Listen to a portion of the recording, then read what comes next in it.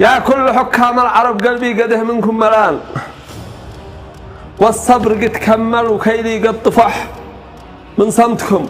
خلاص ما باقي لضبط النفس في نفسي مكان، هنتوا العروبة والعرب الله يلعن.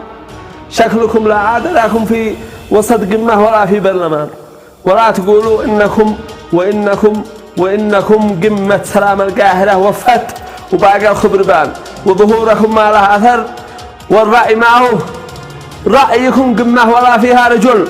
وإيش المذلة والهوان، لأنتوا رجال مدوا لكم نسوان تستهزئ بهم. أنتوا أساس الذل وصل الخزياكم من جبان، وأنتوا المذلة والفسالة قبح الله وجهكم لا مرجله لا قبيله فيكم ولا عزة وشان.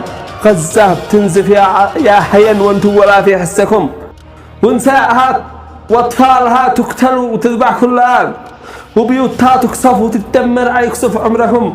لا قصدكم بعد انتهي أنا وما قد كان أفكاركم ما يسوى أفكاركم.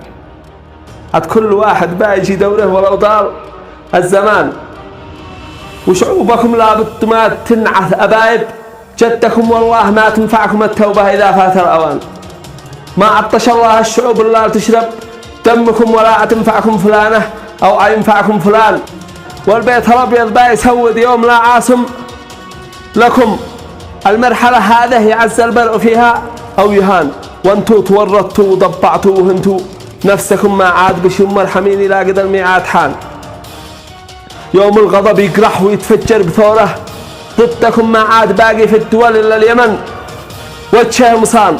والله العظيم يا شعب غزة ما نخيب ظنكم، القدس يرجع وبعد كسب فلسطين الرهان، واحنا معاكم يا رجال الله. شدوا بأسكم، القوة الصاروخية تدق أبراج الكيان، والبحرية منشق والقناص يمسح توكم، واحنا نجيه من الشمال وانتوا تجوه من اليمن، وشل من هنا وله من عندنا لا عندكم. نلوي أمريكا وإسرائيل ما معنى الجنان في الحرب، ونسوي بهم أضعاف ما سووا بكم.